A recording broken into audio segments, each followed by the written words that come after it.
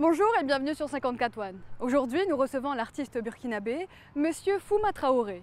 Il est à la fois poète, compositeur, auteur et aussi conteur.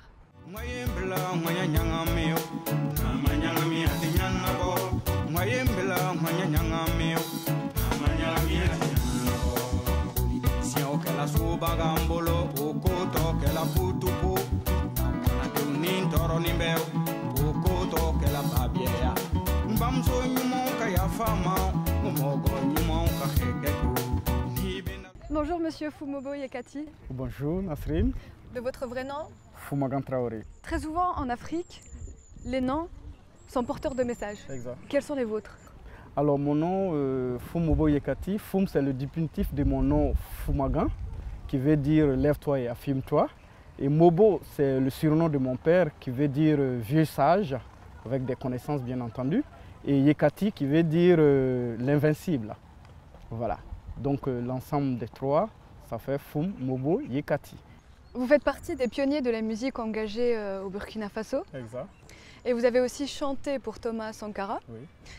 Que pouvez-vous nous dire sur cet album? Je commençais d'abord l'enregistrement de cet album en 1999. Mon premier, intitulé Prisonnier de volontaire, était déjà sorti bien avant. Et après, je me suis dit non, pourquoi pas un truc sur Thomas Sankara, qui a gouverné le Burkina de 84 à 87 et qui a été ensuite assassiné par son frère d'armes, Blaise Compaoré, et voilà, qui a été d'ailleurs conduit à la rue en 2014. Alors, j'ai chanté Sankara parce que on ne pouvait pas dire Thomas Sankara au Burkina en ce moment-là.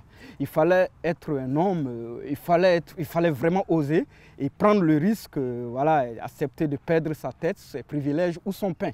Alors, chose qui m'a obligé d'ailleurs, qui m'a motivé à baptiser l'album Sankara avait dit. Alors, Sankara, c'est ce personnage politique très ambitieux et qui a fait ses preuves d'ailleurs.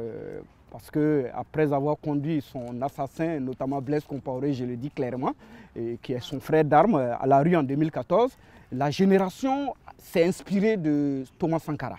Alors Thomas Sankara a gouverné de 1984 à 1987, 1984 à 1987, et ensuite il a été assassiné par son frère d'armes.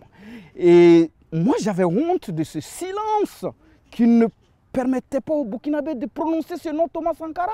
On ne pouvait pas.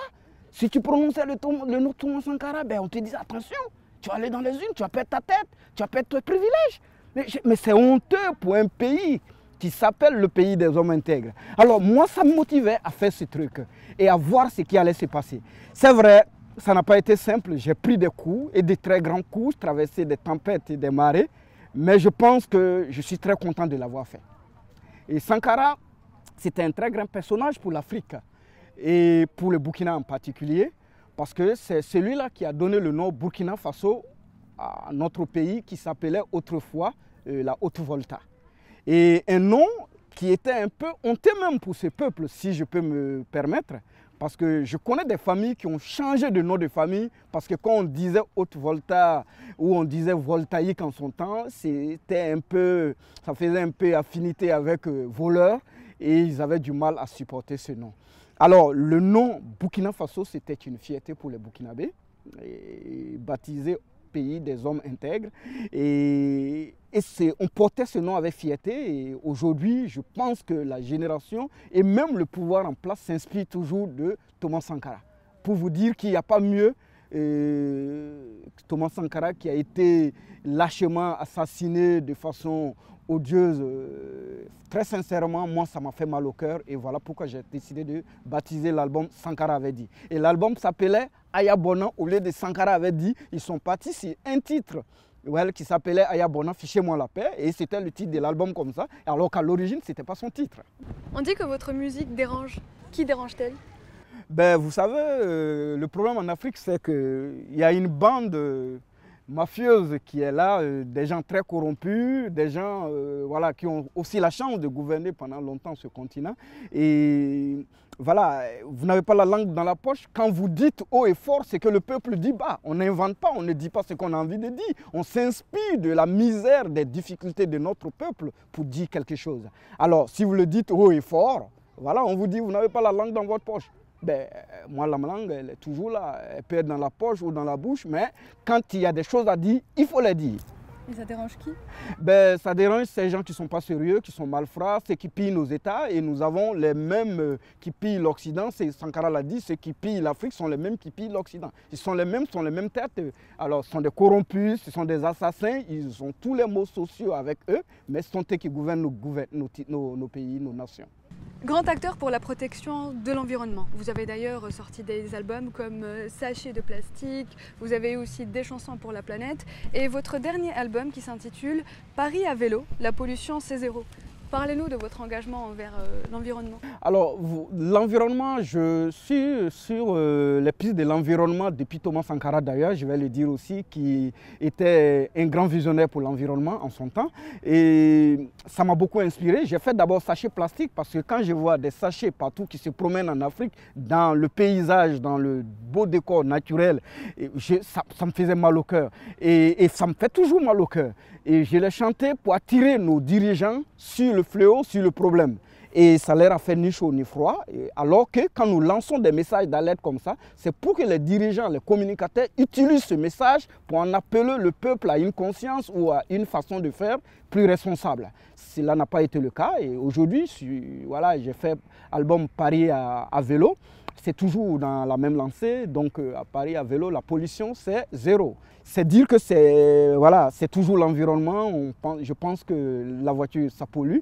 Et c'est une façon aussi d'en appeler les gens à une mode de vie plus responsable. Voilà, mettre dans la main, je pense que ce n'est pas simple, mais nous pouvons y arriver. Et j'ai fait aussi un album avec des enfants, voilà, pour protéger la planète. Donc, dans la dynamique d'une correspondance scolaire entre le Burkina Faso et la France. Voilà. Donc, c'est mon combat depuis un bout de temps et puis je suis dessus, je ne désarme pas pour autant. Paris à vélo, la pollution c'est zéro. Paris à vélo, c'est super, c'est génial. Un peu moins bobo à comparer au Prado. Un peu plus rigolo, mais surtout très écolo.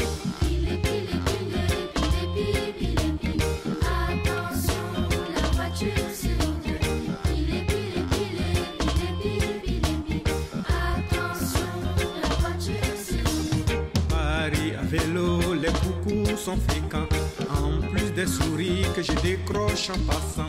Vous avez plusieurs casquettes. Vous êtes à la fois compositeur, chanteur et conteur. Parlez-nous un petit peu de l'homme. Ben, j'aime pas souvent parler de moi. J'aime bien que ce sont les journalistes qui parlent de moi. Alors, effectivement, je suis conteur, je suis auteur, compositeur, voilà, chanteur.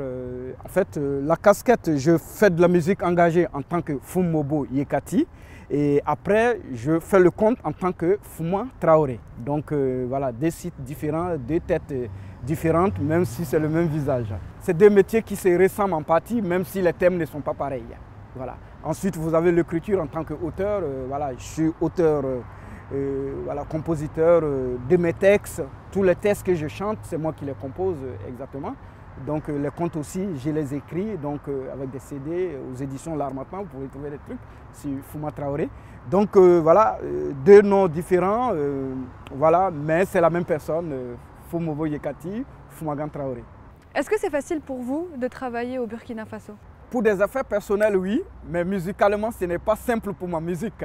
Alors, pas simple parce que voilà, quand ta musique elle est étouffée, c'est dire que c'est l'auteur qui est étouffé. Donc, il n'y a pas ce champ d'expression qu'on me donne. Je ne passe pas sur les radios, sur les télévisions. Et voilà, il y a aussi l'autocensure des choses. Donc, longtemps écrasé, piétiné, étouffé. Alors, cette fois-ci, j'ai d'autres nations qui m'ouvrent la porte.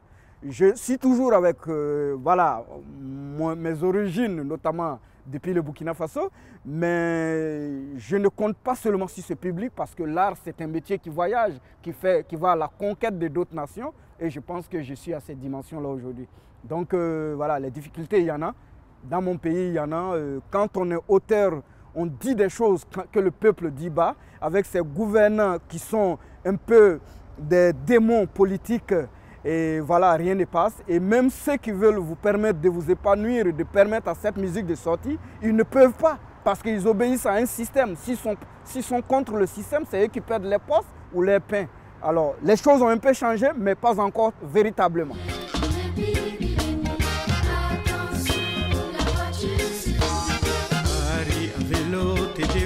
ses secrets. Et moi je pédale sans regret. Comment vous est venue la fibre artistique? Je peux dire que c'est de façon congénitale. À l'origine, ma maman était grande chanteuse de cérémonies de jeunes filles chez moi au village et passait l'essentiel de son temps à mettre des couples en difficulté en accord, parce que lorsque ça n'allait pas, on venait toujours la voir, un peu comme la grande royale, voilà, qui négociait des accords pour que les gens puissent vivre en paix et puis dans l'harmonie des couples, avoir des enfants et vivre en paix. Et après, vous avez mon papa voilà, qui est initiateur d'une musique spéciale chez nous appelée la danse du travail, la musique du travail. Et j'aimais très bien cette musique et qui se joue aujourd'hui. C'est pas pété, pas pim bam pim pam,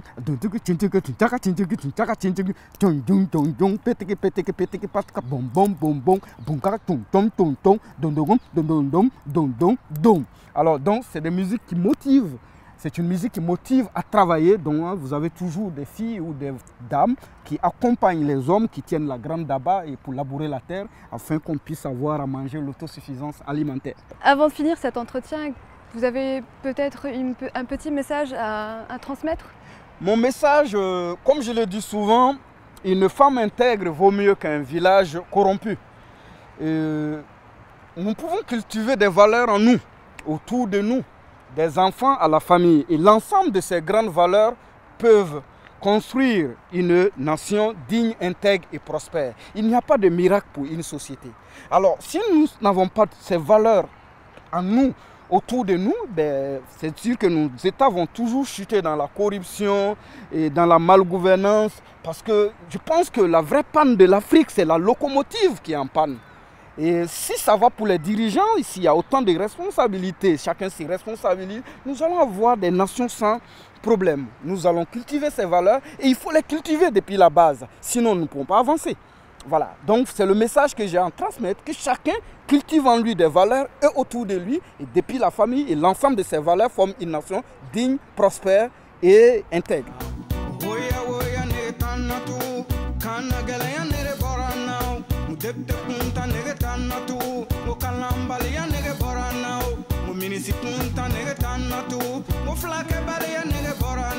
Je vous remercie Monsieur Fouma pour cet entretien. Merci. Je vous remercie de nous avoir suivis. Quant à nous, on se revoit bientôt sur nos antennes sur 54 One.